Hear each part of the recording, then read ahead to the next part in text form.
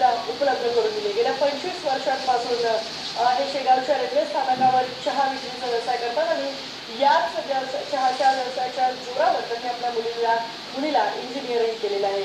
सत्कार T centre असं या चहाचं नाव आहे आणि या इंजिनियर मुलीच्या संकल्पनेतूनच पंजाबराव देशमुख यांनी ही सुविधा सुरू केली. आपल्या ग्राहकांसाठी फ्री वायफाय सेवा ते देतात. 6 टिकटच्या टी स्टॉलवर तरुणांची भरपूर गर्दी होती.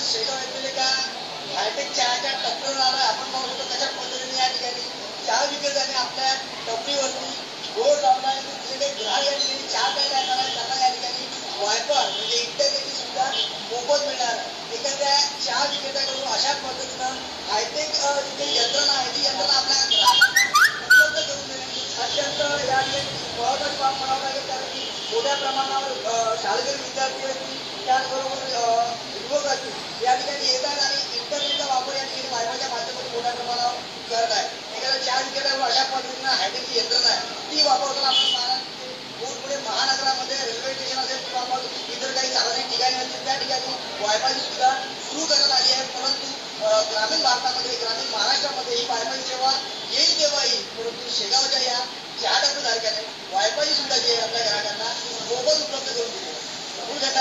आयपीएल लोकमत बुलढाणा.